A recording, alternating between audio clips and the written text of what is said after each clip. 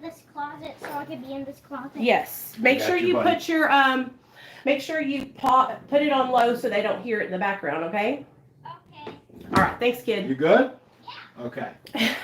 He loves being in there. Okay, what's up, everybody? I can't, when people get in here, it'll be going. Yeah. I just want to say hi to everybody. What's up? Hey, guys.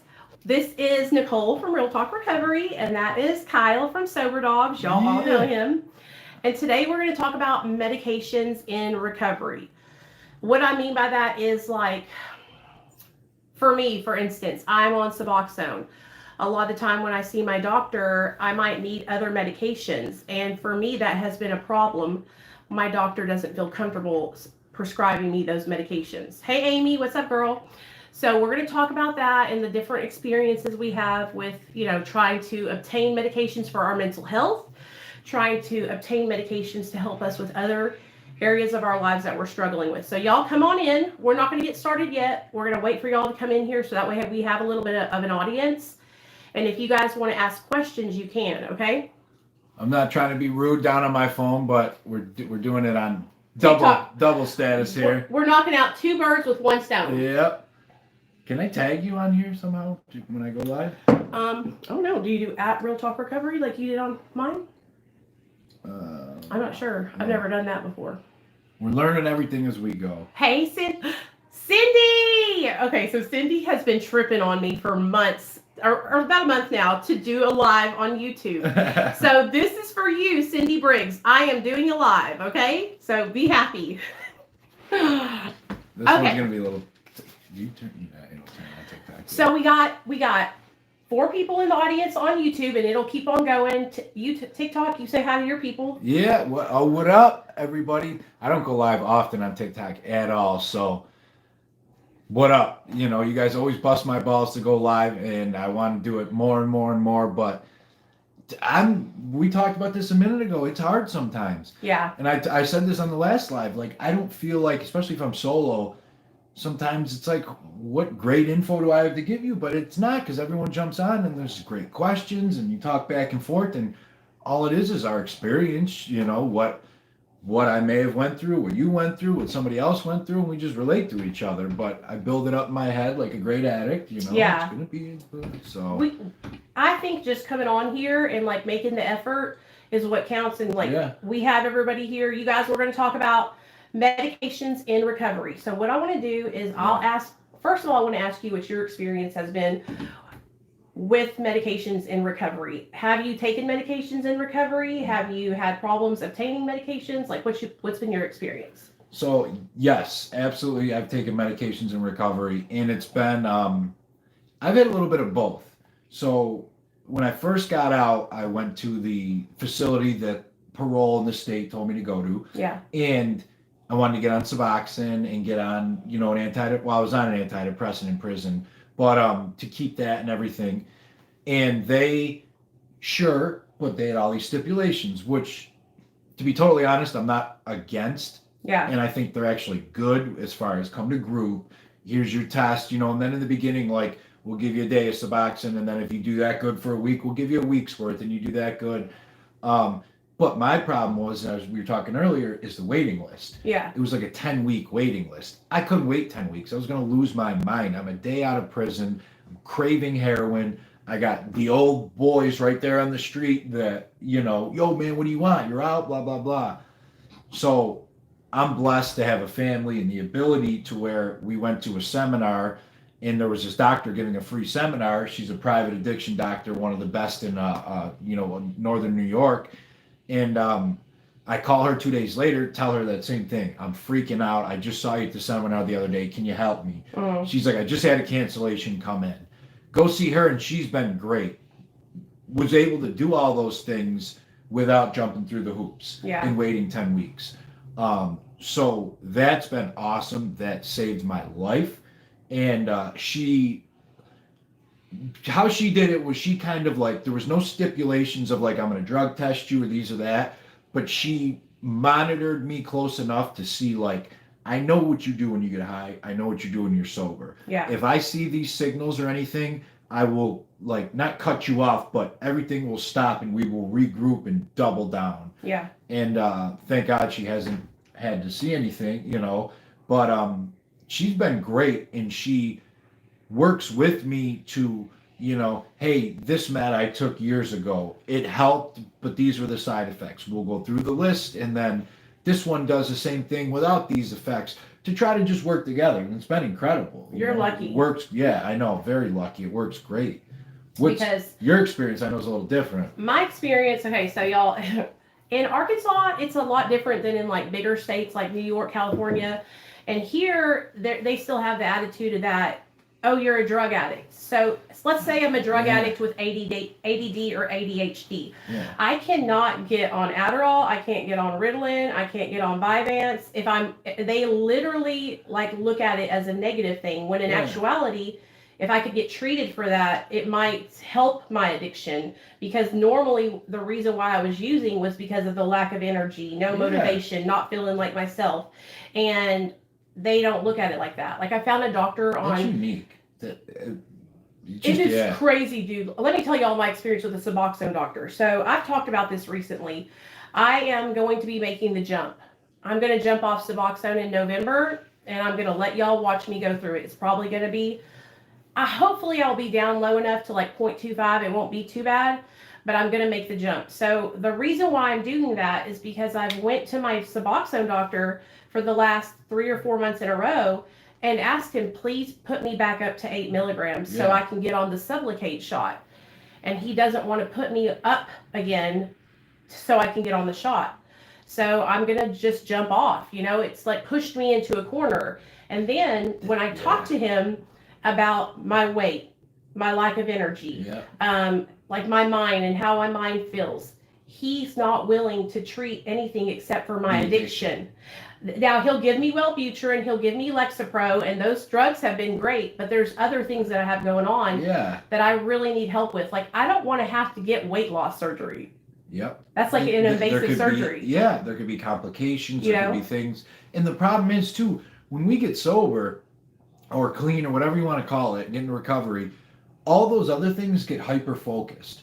Because when we're out using like 18 hours of the day is just hustles and using... So now we're sober or clean, whatever, and life gets better. And then it's like, but wow, it's so weird. I don't focus like anybody else focuses. Wow, I eat more sugar than everybody around. I know we've talked about this on videos, and I know you have, that sugar craving. You know, I'm, 5 years into recovery, and I crave sugar like it's nothing. But that all gets hyper-focused. If we don't treat it, like, that is a glaring thing to deal with. Yeah, it's overwhelming. Yeah. And a lot of people will say to me, Nicole, just work out. Let me tell you guys, I'm not a lazy person at all. I'm a hard worker. I'm consistent. Y'all know, because y'all watch me on YouTube and TikTok. Like, I go hard with consistency to my people in recovery. The problem is, to get up to go to work out, I have to have the energy and the motivation to do that. Yeah. And for me, it's like a never-ending circle of just feeling like shit and trying to take some caffeine pills to give me some energy. And then I get too like amped up on 200 to 800 milligrams of caffeine, and I feel like shit. But that's past. You could go like, that's too much, because there's that sweet spot of like 200, 300 milligrams. Yeah. If you go past that, you don't want to work out either, because you're just sweating, jittery, chills, freaking out. You just, it's a bitch. It's a pain in the ass. But we like have to find and deal with each of those things, or it just creates more of a circle, like you said, a circle of issues. Right. And it's, we were talking in the bathroom earlier. I was blow drying my hair, and I was like, it's like almost like they want you to go and find your own way. And so I feel like for me, like, if I get off Suboxone, that will open up more avenues for me to be able to get treatment and go see a psychiatrist and that kind of stuff. You know what I mean? Yeah. So hopefully it will. Looking at some of the comments, like the doctor told you to go exercise yesterday. So as far as the exercise boat, I'm trying to be more empathetic, because I worked out my whole life because of football. Yeah. They ingrained it in us. So even during not during a lot of addiction, but I would work out because I don't know. It was like, it's another coping mechanism for me. Yeah. So in recovery, it was very easy for me to just be like, oh, you know, gym 2 hours a day fills up time, relieves stress. I like doing it.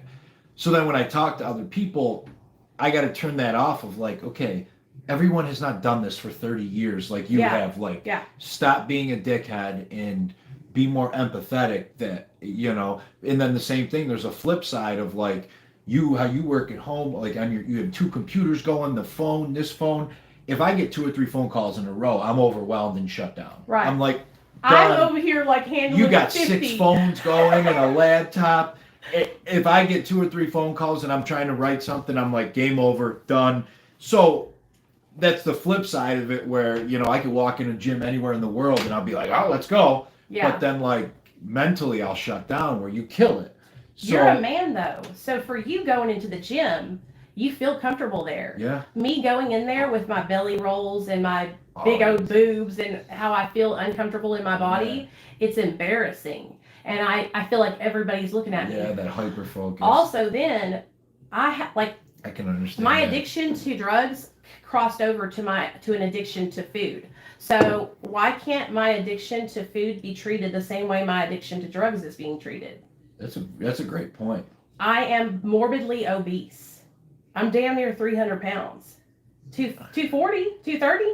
And I'm at a point to where this could kill me, my weight. Yeah. Why can't my addiction to food be treated like my addiction to drugs can?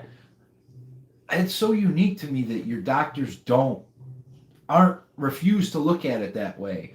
Maybe so how this also plays in my mind is because of the oxy and the opioids and all that, they've went so far the other way. And to the pain management people that, you know, I got into it with a few weeks ago on TikTok, you know, I did apologize and I do again. Like, I don't know what pain you're going through and I know how much harder it is for people to get medications. Yeah. So maybe in your case, it's similar to that. Like, they're so scared of somebody in recovery, like, no meds unless it is a baseline, you know, very, I don't know. Non-addictive, non-stimulant, like, whatever. Nothing at all. No benzos, no Adderall, no controlled. And that sucks because they're not treating what you need to be treated. Right. And listen to me, like I know without a shadow of a doubt, like I'm going to overcome my weight issues and I'm going to get in shape. But it's discouraging whenever I go and I'm at my rock bottom and I went to my family care or my primary care physician and I'm like in tears and I'm like, I need help. I'm at my rock bottom. Yeah. And he's like, I'm sorry, I don't feel comfortable prescribing you anything except for this fucking shot that I had to give myself every single morning that literally made me so sick that I was pissing shit out of my ass. Sorry if that was too much information. But I couldn't, everything that went in me just went out of me. It was Saxenda, which is a medication that they give people for diabetes. Yeah. And they give it to them. And what it does is it's a receptor agonist for the part of your brain that tells you you're hungry. And so what it does is it keeps your stomach fuller longer. So that way, whatever food you do take in sits there. Yeah. And then when you do pass it, you know, it comes out like straight water. It was crazy. And I was on it for 2 months. The first month, I lost 20 pounds. But that doesn't sound good. No, it's not. And you're giving yourself a shot. And I'm not a diabetic. So could this send me, could it give me diabetes in the future because I was using that kind of like medication? Yeah. But that's all they would give me. And you know how much it was? Probably a ton. $1,200. I had no insurance, and my dumbass paid for a month of it. Because you're desperate. I was willing to. Yes, desperate for the help. That is insane. It's really sad, man. But I don't know. What else do you want to talk about? Well, on that line, I was thinking of like Suboxone too, and a big thing with it is, and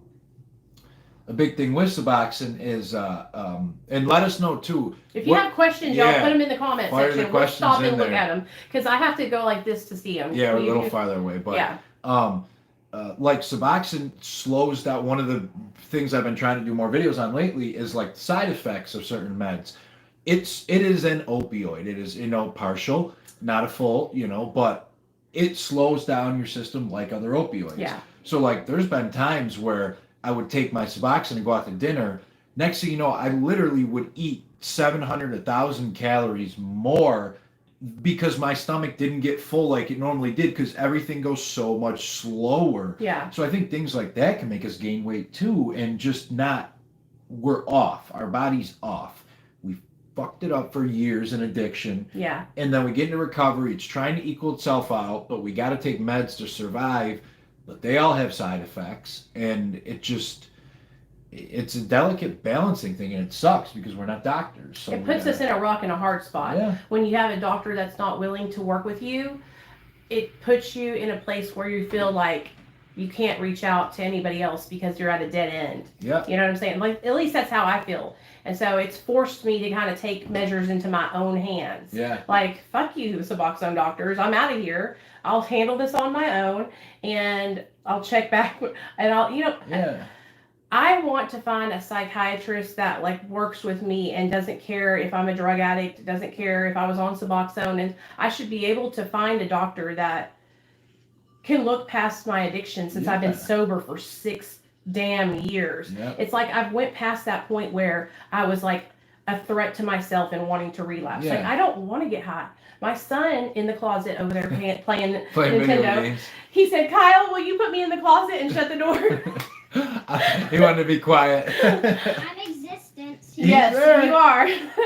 It put me in a place where he's my rock. Like, I'm not going to go out and get high. I have a child that depends on me, you know? Yeah. So, I don't mean to be negative, but it like really, I was crying earlier in the bathroom because it's so, it affects me so much. It makes me feel so insecure, and I want to be able to feel good about myself because I have accomplished a lot in 6 years. But to these doctors, it's like I've accomplished nothing. I'm still an addict, I'm still a junkie, and that's just how it's going to be for the rest of my life. Yep. Yeah. That's why I know a ton of people are scared to open up, even like when they're in the beginning stages of either, not beginning stages, but they're an addict or an alcoholic or whatever. And it's like, so I have a certain person I'm close with, and I'm going to try to say this delicately so I don't give her information away. She picked my brain. I'm like, I know you're in recovery. I know I have a problem, but I don't want to say to friends and family that I'm an addict or alcoholic, because the second you do, everyone puts you in a different area. Yeah. Like Monday night, she's drinking wine at dinner. Nobody says a word. There's a couple people in the back of their brain that think she drinks too much. Right. If she Monday night tells everybody I'm an alcoholic and I'm going to rehab, immediately Tuesday night at dinner, if she's got a glass of wine, what are you doing? What's wrong? Oh my God.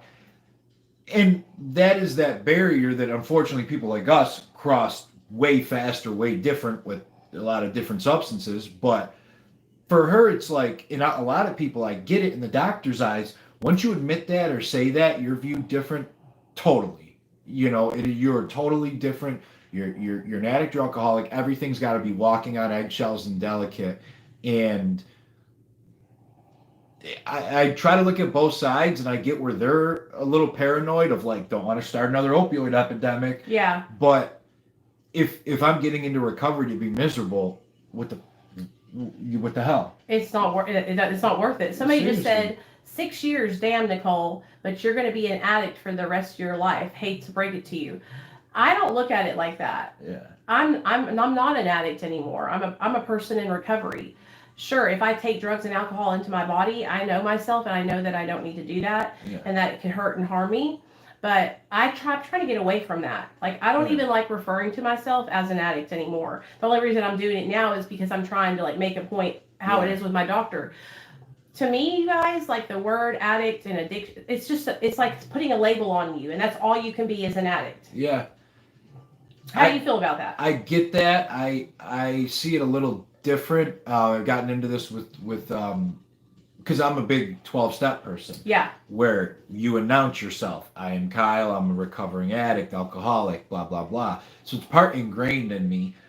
It was ingrained in me too. Yeah. It was for a while, but I've gotten away from it because I'm trying to move in to more harm reduction content and more things that are leaning towards getting away from placing The labels black on or it. white, too. Yes, there's a One or gray the other. area. Yeah, big time. You know?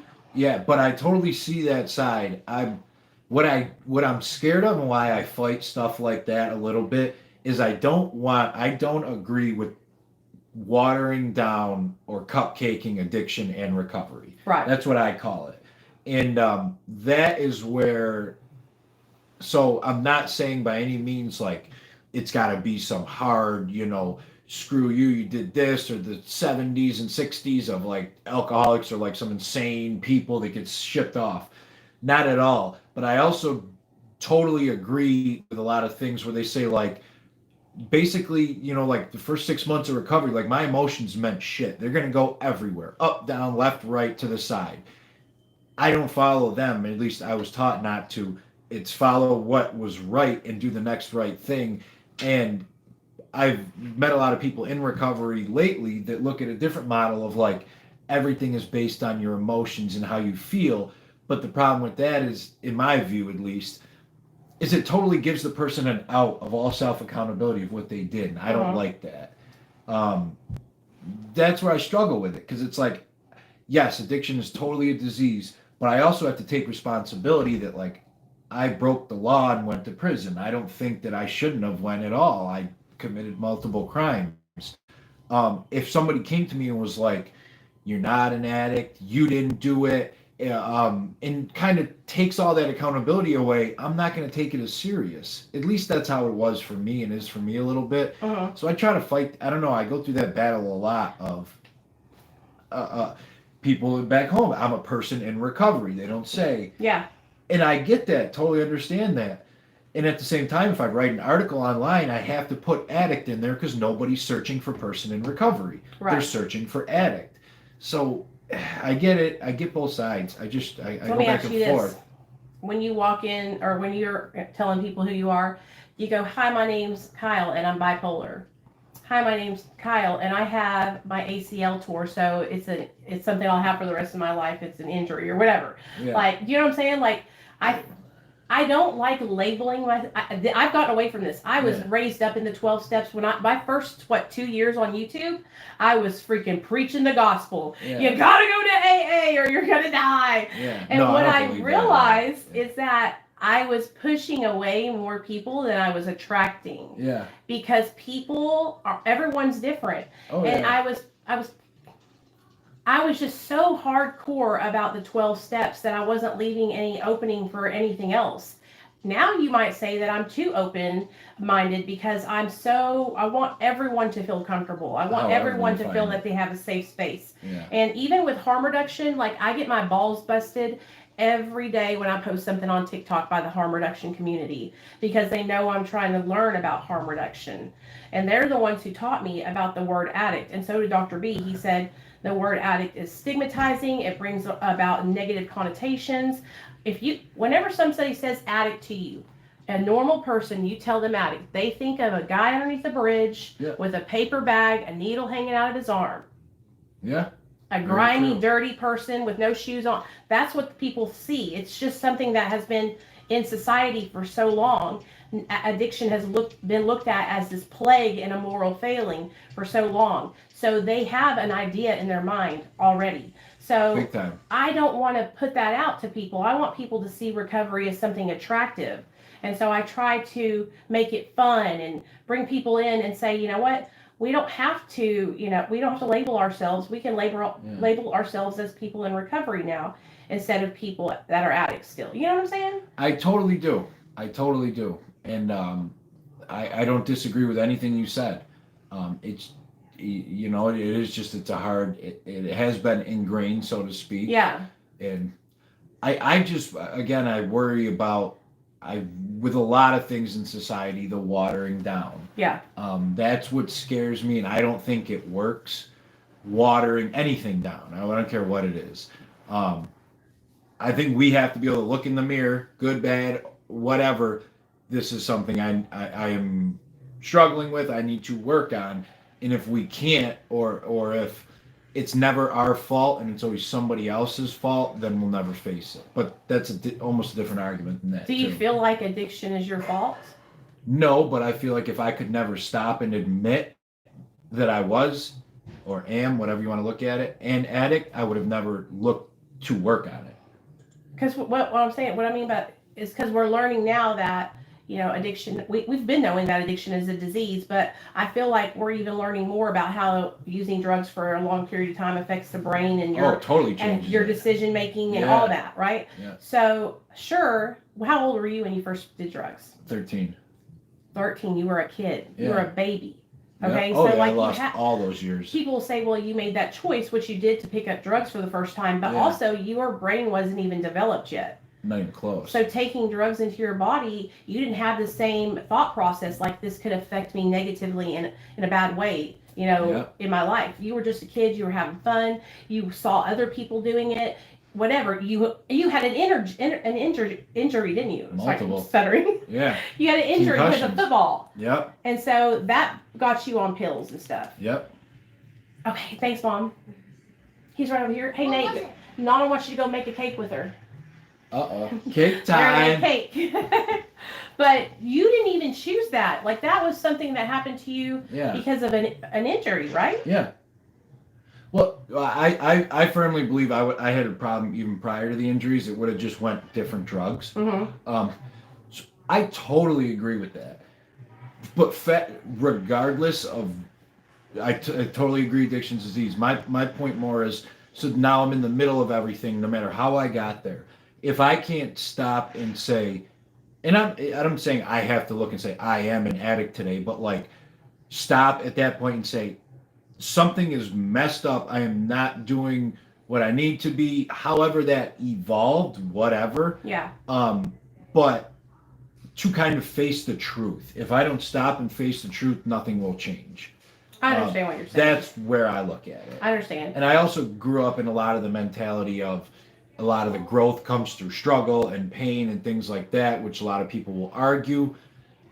It's been true to me in a lot of parts of life, whether it's true or not in the doctor science community.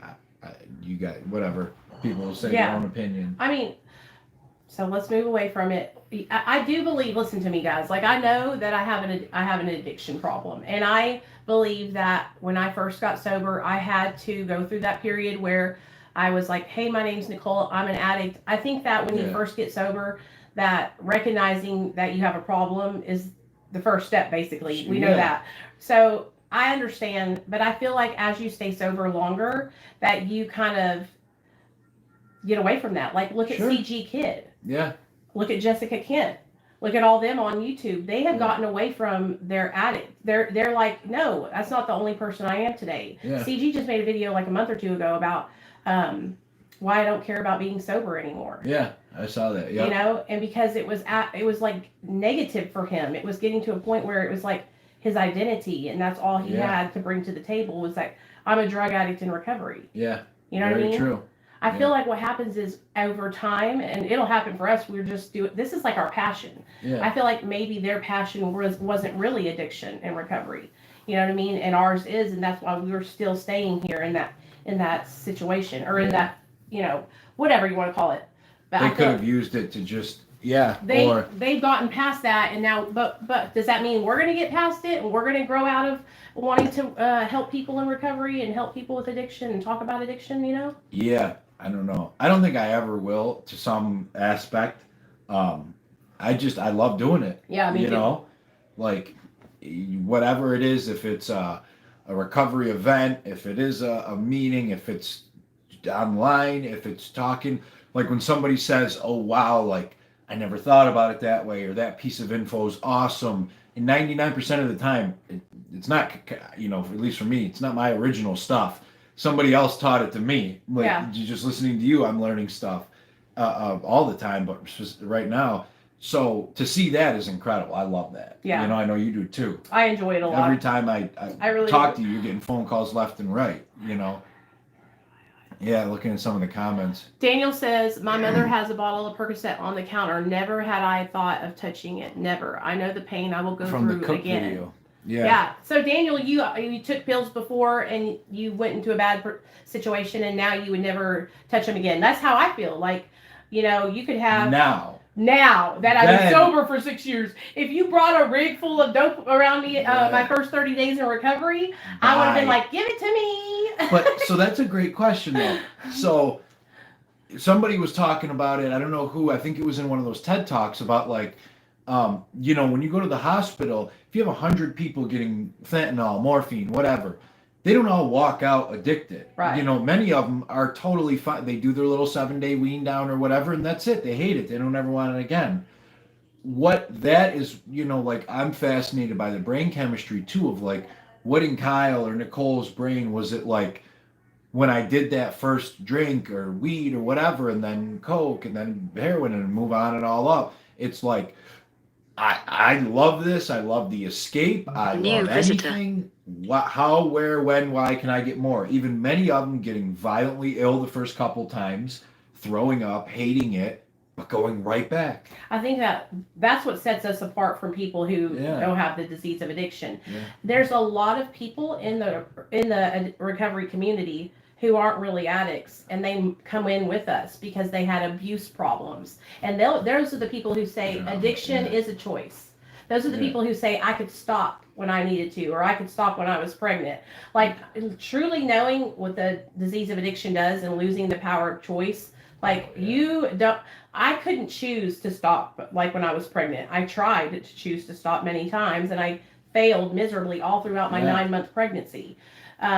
So I think that's what's different between us and them is we have the obsession and the phenomenon of craving that kicks in, which is an AA thing. Yeah. But what does that mean in like in the science community or the doctor community? Like, what would they call that phenomenon of craving or whatever? I think that's, like you said, starting at 13 or some of these younger ages, or any age, it doesn't really matter.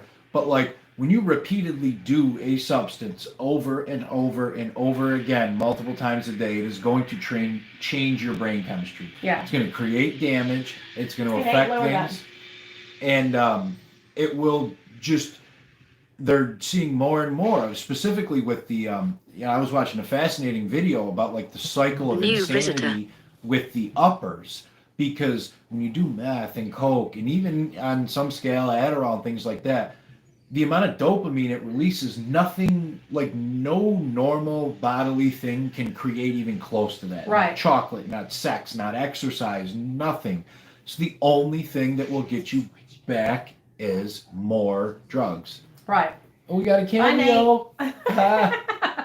We just slid on the floor. Yeah, buddy. They say methamphetamine. I heard a girl say, she made a TikTok about it, that methamphetamine gives you 200 times stronger than an orgasm. That the amount of dopamine and all that stuff it releases in your brain. Yeah. That's how addicting methamphetamine is. Yeah. You know what I mean? The one I heard, it was Dr. Andrew Huberman.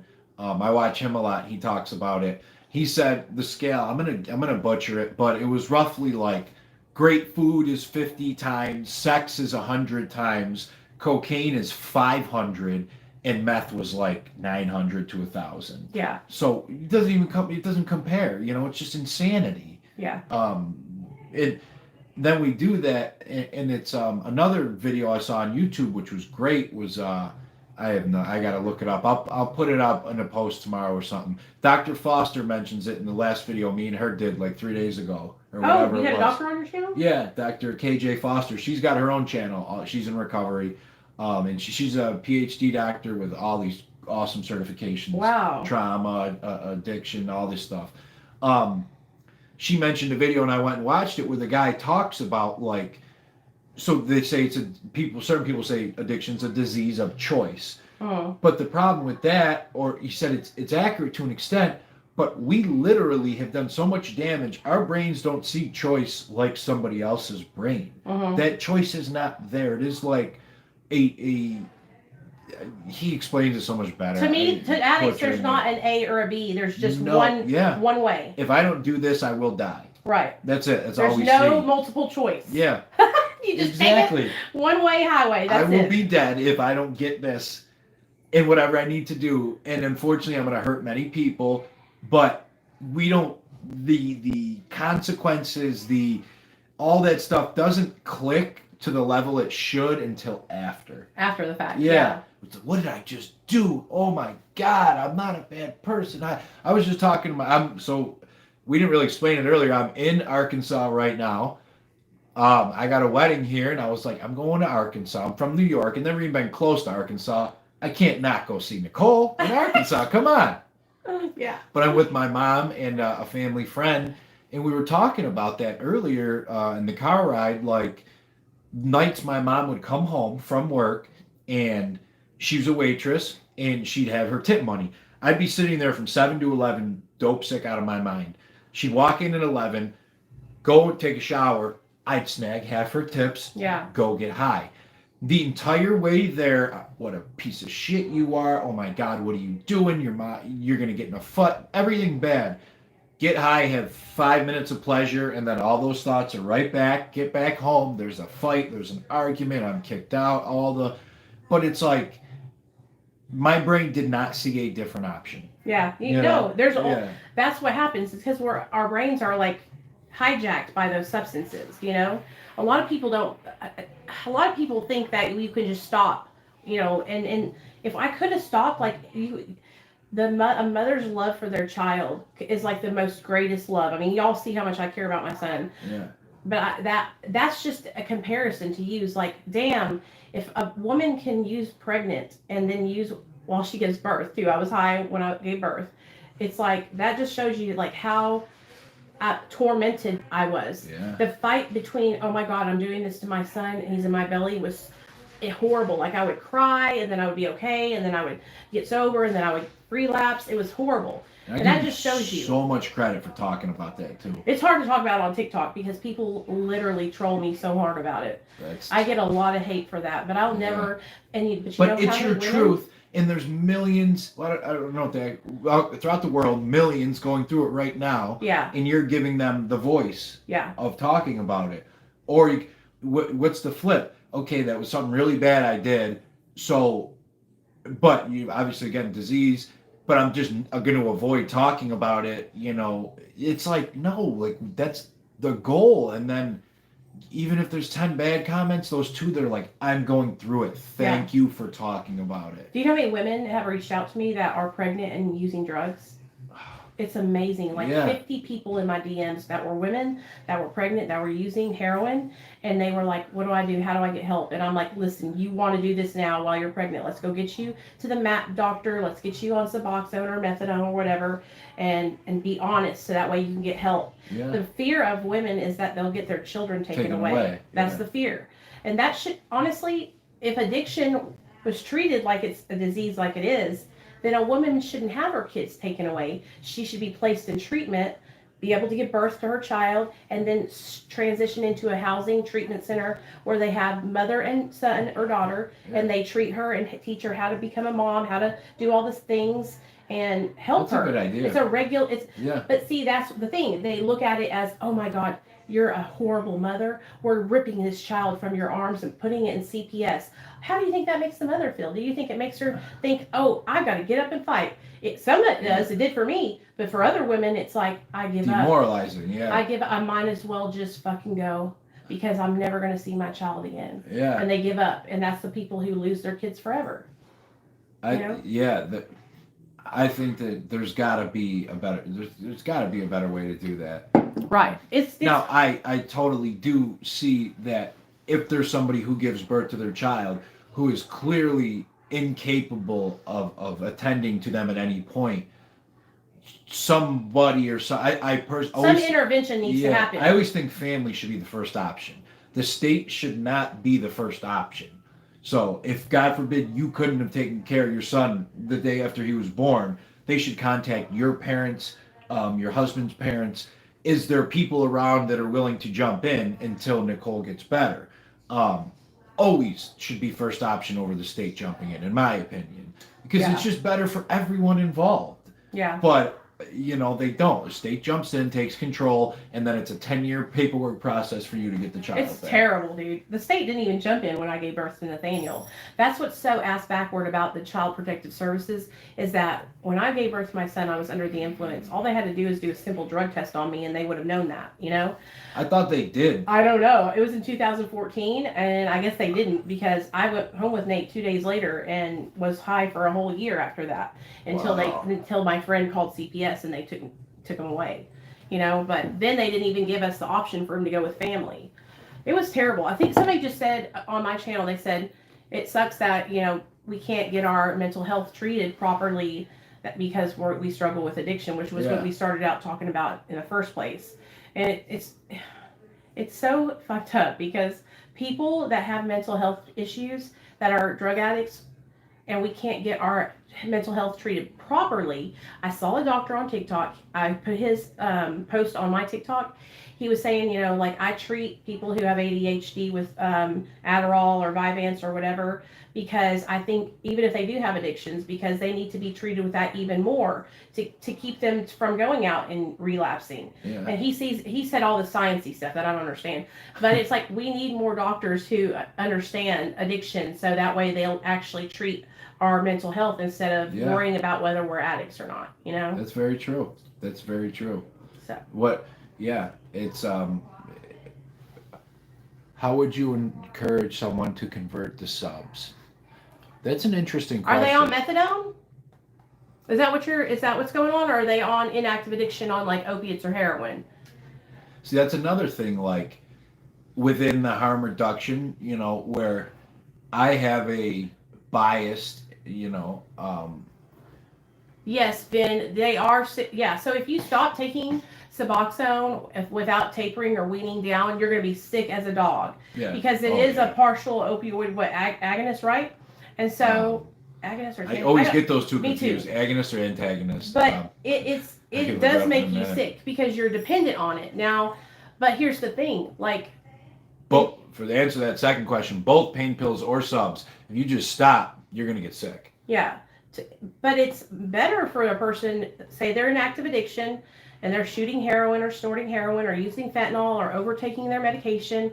Like, it's safer for them to get into a MAT treatment program like Suboxone 1,000%. than be on, illicit substances, especially with the way it is now today. People are putting fentanyl in regular pills.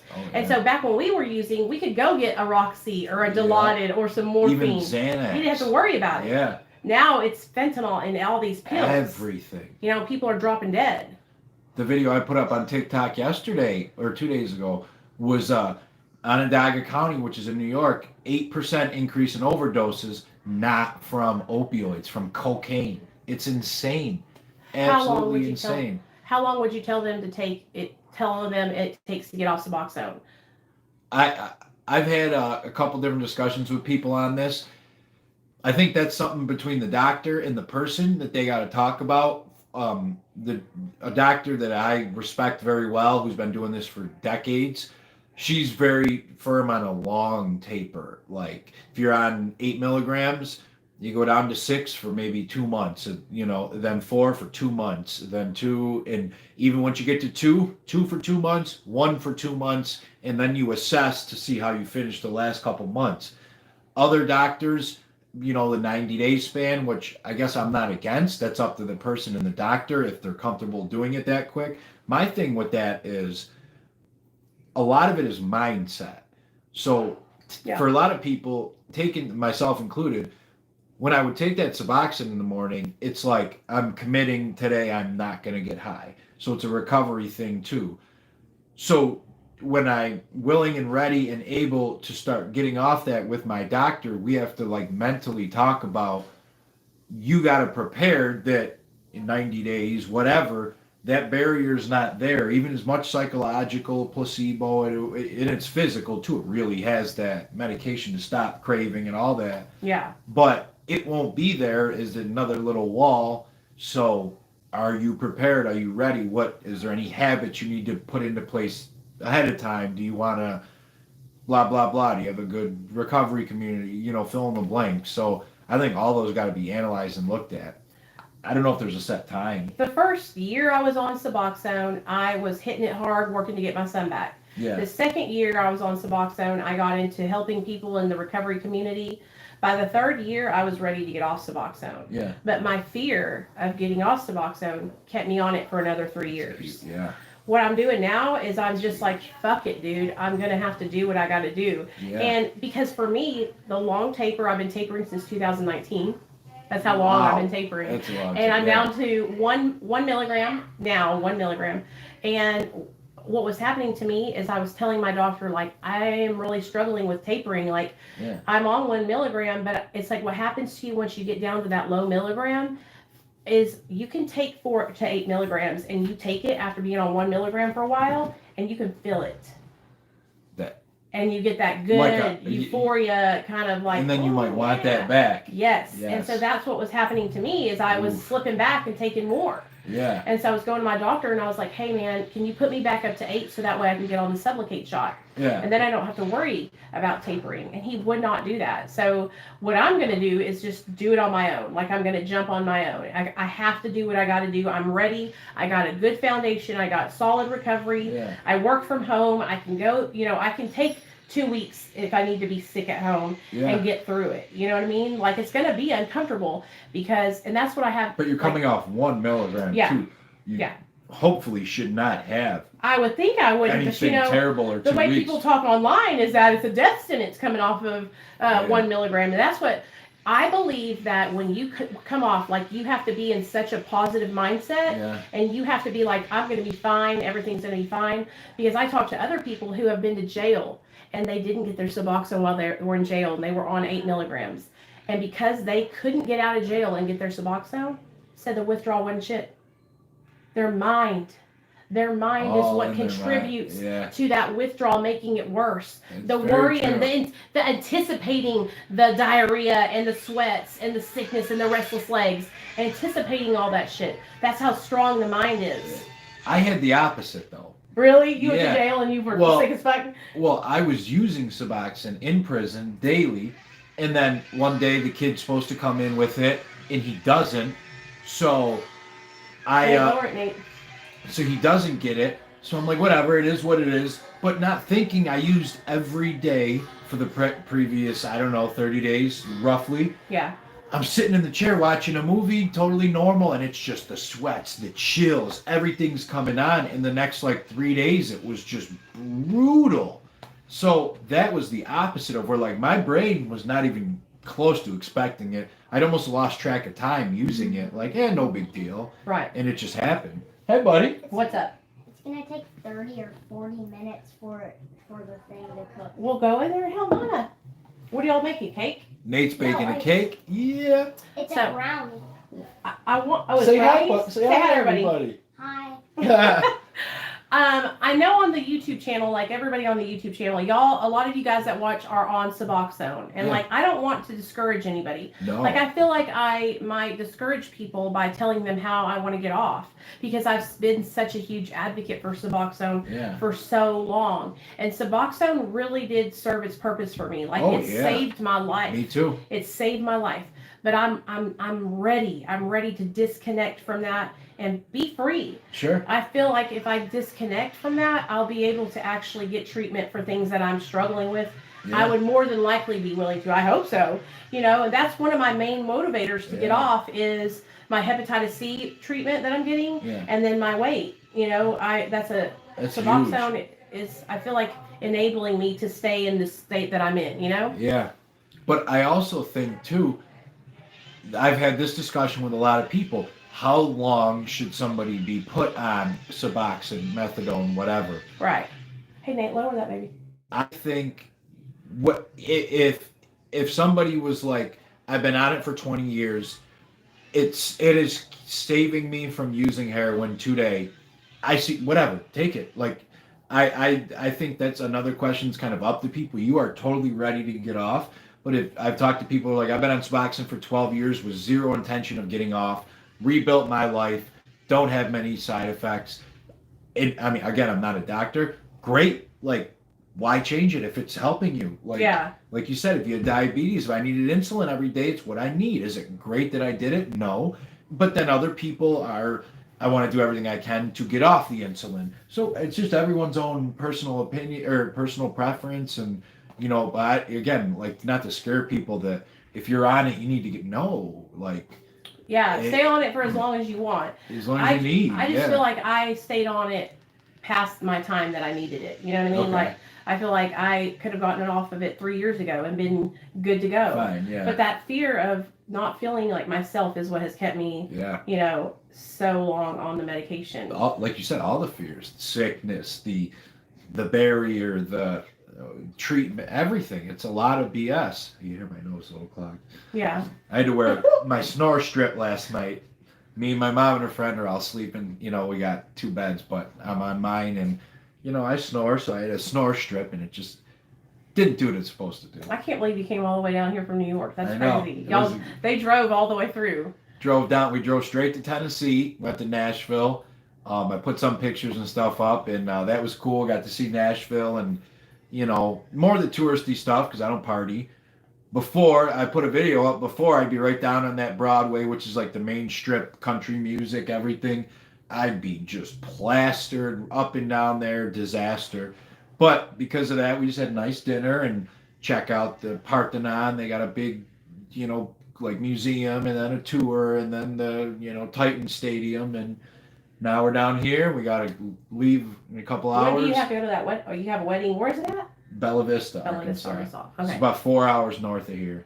So we're leaving, you know, hour or so, whatever, 2 hours, and driving up there. We're staying tonight, relaxing. Tomorrow's the wedding, and ironically, my grandma's brother, so my mom's uncle, we tell him he's from Arkansas, he lives here. Yeah, we have a wedding. Oh, we have a wedding in November. He's like, where? Bella Vista. Where? We tell him the chapel. He lives like almost you can throw a stone from the wedding to his house. Like you could probably throw a stone and hit it. So of course we're going to see him and say hi, and so it's just a very cool trip. A lot of people from the north moved to Arkansas. Yeah? Because it's like chill, I guess. I don't know. Probably cheaper and less packed than Florida, like where normally everybody goes. Yeah. So. Well, we're on here for like 51 minutes. Yeah. Everybody on the YouTube channel, I just want you guys to know, I will be updating you guys on like how I do on my Suboxone jump and everything. I'll make videos about it, but I just want you guys to know, like, no matter what you're doing, we support you here. Like, I don't want you to feel uncomfortable or think that because I want to jump off Suboxone that I don't support MAT anymore, because I definitely support it. Same here. And thank you to everybody that came and hang out with us on YouTube. I'm going to end this video for you guys, and I don't know what you want to do with the TikTok. No, I'm gonna love you guys. Go subscribe to Kyle. Yeah, what up? And I promised everyone on